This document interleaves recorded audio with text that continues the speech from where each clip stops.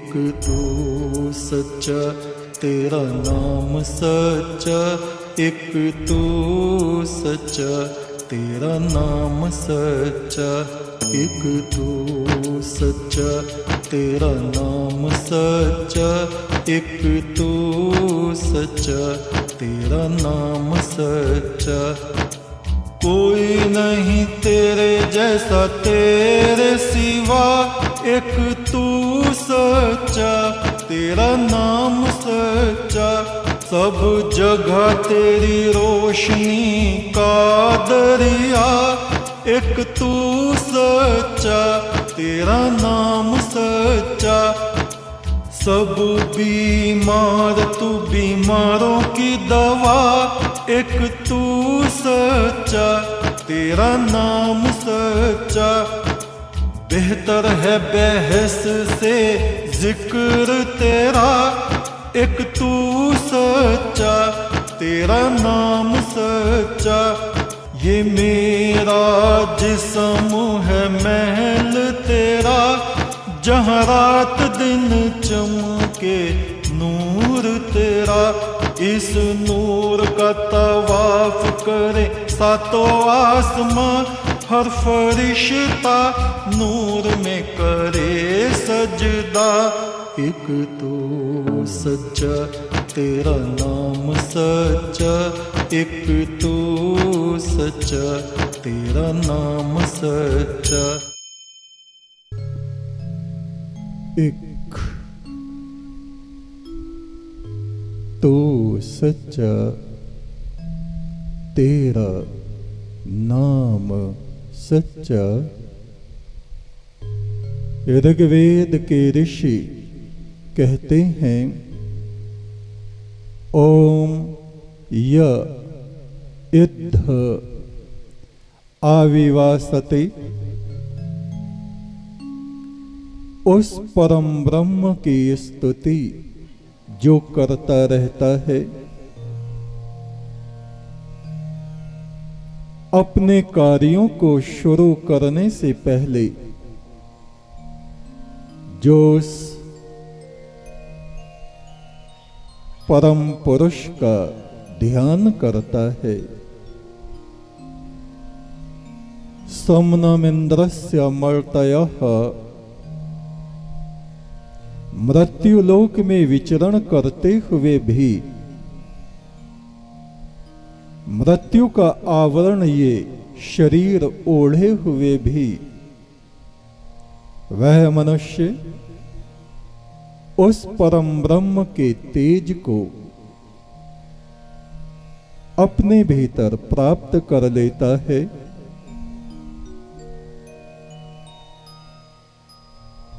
वह अपने भीतर बाहर और मध्य सर्वत्र उस ज्योति पुरुष की ज्योति का अनुभव करने लग जाता है। द्युम्नाय सुतरा अपह, ऐसा पुरुष जन्म मरण के अंध सागर को पार कर लेता है। वह मोह और माया में भटकता नहीं, अपने संग संग हर क्षण उस आदिदेव परमात्मा को वो महसूस करने लग जाता है। कभी अपने को अकेला नहीं समझता। ईश्वर की शक्ति मेरे संग संग चल रही है।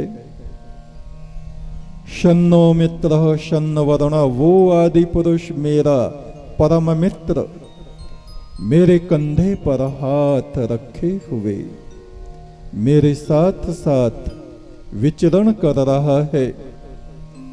अंधकार में भी, धूल भरे रास्तों में भी, संकटों और मुसीबतों के वक्त में भी जीवन और मौत के घाट हैं दो, जहां तेरी जोत बले,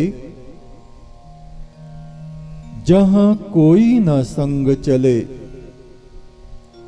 वहां तू ही संग संग चले। इस पृथ्वी और आकाश के बीच में जब मनुष्य एकदम अकेला रह जाता है, तब कौन उसको दिलासा देता है? वो ही परम ब्रह्म आदि पुरुष।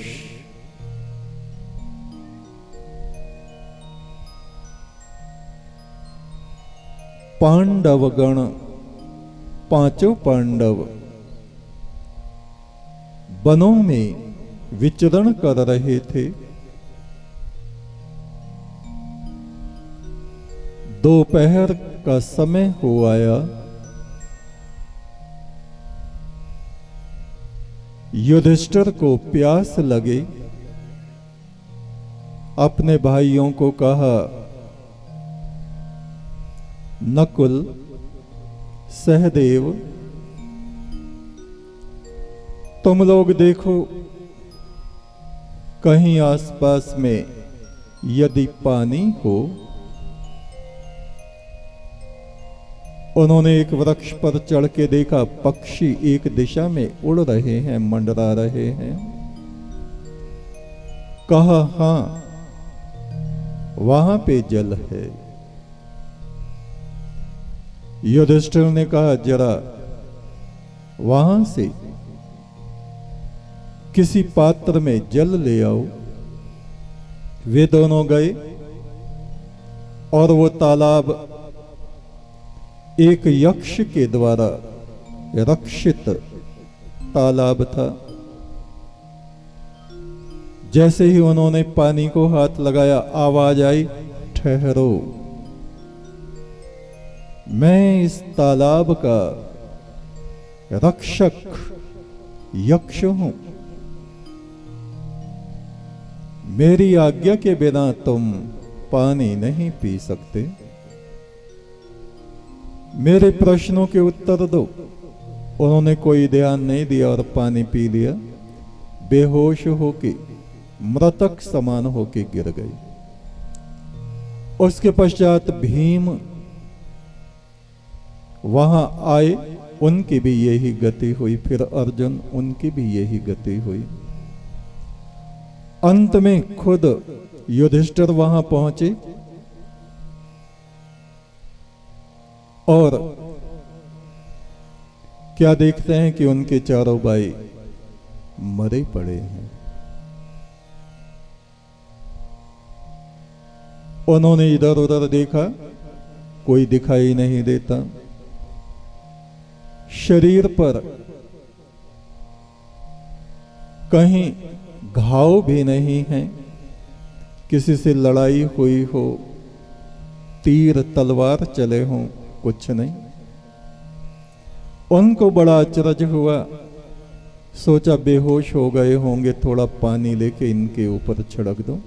जैसे ही पानी को हाथ लगाया, आवाज आई, ठहरो, मैं इस सरोवर का रक्षक यक्ष देवता हूं। मेरे प्रश्नों के उत्तर दो। तुम्हारे भाइयों ने मेरी बात के महत्व को नहीं समझा, इसलिए इनकी ये दुर्गति हुई।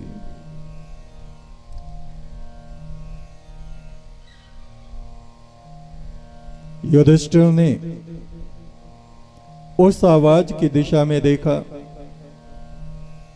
कोई दिखाई नहीं पड़ता। उन्होंने प्रणाम किया, आप जो भी शक्ति हैं, मैं आपको प्रणाम करता हूं। आप प्रश्न पूछिए, मैं अपनी बुद्धि के अनुसार आपको उत्तर दूंगा। यक्ष ने पूछा, इस सूर्य को कौन उगाता है?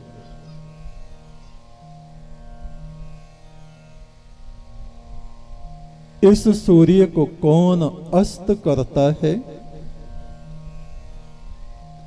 इस सूर्य के चारों तरफ कौन है जो इसकी परिक्रमा करते रहते हैं? युधिष्ठिर ने कहा, हे देव, एक सूर्य तो ये है जो आकाश में चमकता है, दूसरा सूर्य रूपी आत्मा है जो हर एक मनुष्य के भीतर स्थित है। इस आत्मा रूपी सूर्य को उदय उच्चता में वो ले जाता है जो धर्म का आचरण करता है। केवल पूजा पाठ को धर्म नहीं कहा जाता। मन, वाणी, इंद्रियों का संयम, सत्य का आचरण, प्राणी मात्र के प्रति करुणा, ब्रह्मचर्य पालन, चोरी ना करना, लोभ लालच में ना पड़ना, सुख दुख मान अपमान हानि लाभ जय पराजय में धैर्य रखना, संतोष करना।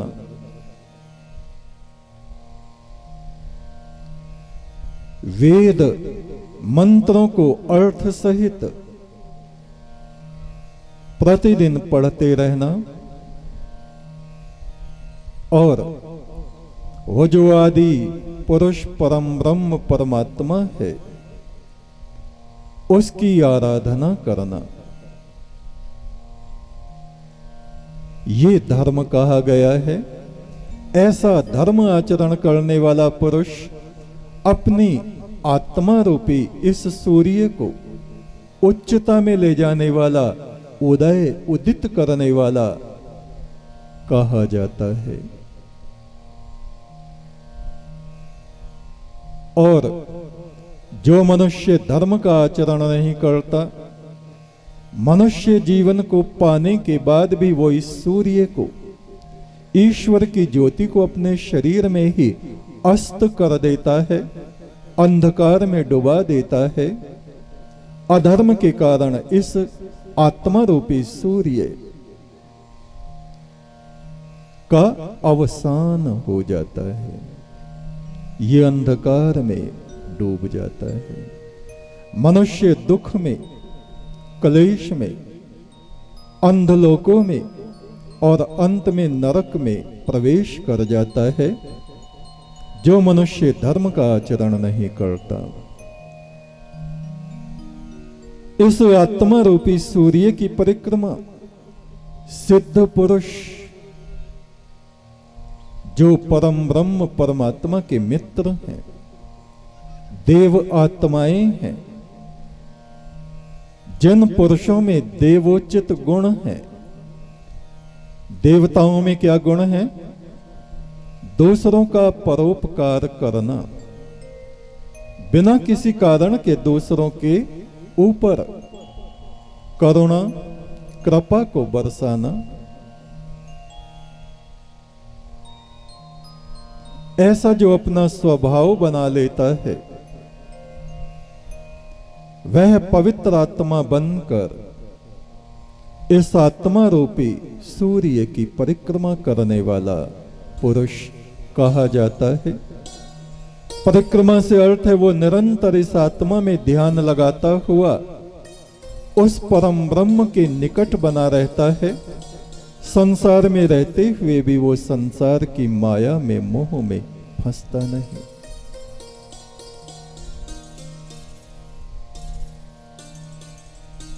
यक्ष ने पूछा, पानी से भी पतला क्या है? युधिष्ठिर ने कहा, ज्ञान। ज्ञान पानी से भी पतला है। भूमि से भी भारी क्या है? पाप। उसका बोझ उठाए नहीं उठता। यक्ष ने पूछा, अग्नि से भी तेज जलाने वाली वस्तु क्या है? युधिष्ठिर ने कहा, क्रोध। क्रोध मनुष्य के वर्तमान को, भविष्य को, पुण्य को जलाकर राख कर देता है।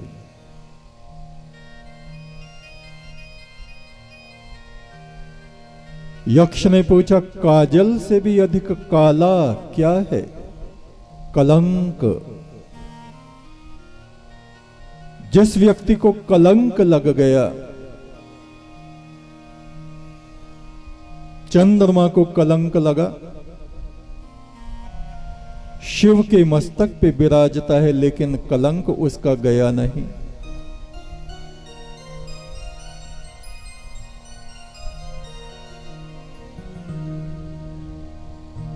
कलंक काजल से भी सियाह काला है, वो कभी छूटता नहीं। हमें ऐसे कार्यों से बचना चाहिए कि हमारे जीवन को, हमारे कुल को कोई कलंक न लग जाए।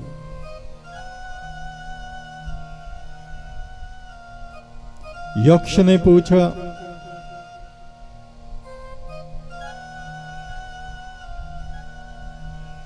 हे युधिष्ठिर, संसार में सबसे बड़ा अचरज क्या है? युधिष्ठिर ने कहा, हम मनुष्य प्रतिदिन दूसरों को मरते हुए देखते हैं,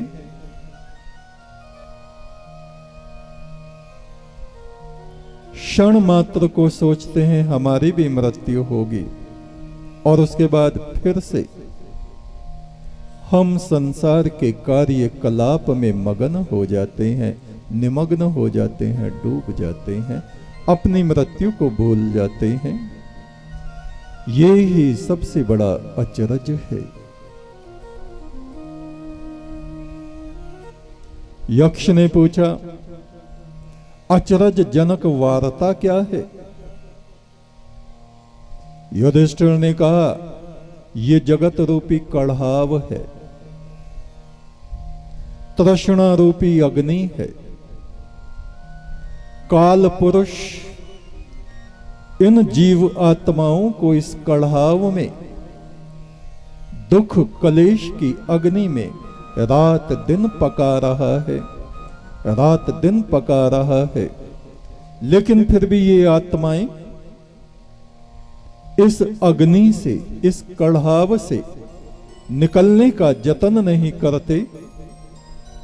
ये ही अचरज भरी वार्ता है, बात है।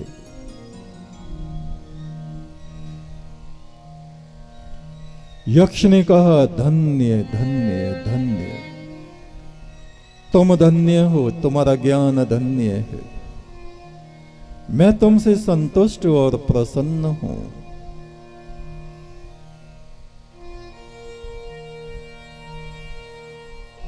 तुम्हारे भाइयों को मैं जीवित कर रहा हूं। वरदान मांगो। सारे भाई जीवित हो गए। धर्म युधिष्ठिर ने कहा, प्रभु पहले तो आप बताएं आप कौन हैं? वो यक्ष एक छाया के रूप में प्रकट हुआ, फिर उसमें से मृत्युदेव यम, जिनको धर्मराज भी कहा जाता है, वो प्रकट हुए। कहा, मैं यम हूं, धर्म का संपूर्ण पालन करने के कारण ही मुझको यमराज कहा जाता है। एक तो सच्चा तेरा नाम सच्चा, परमेश्वर सच्चा।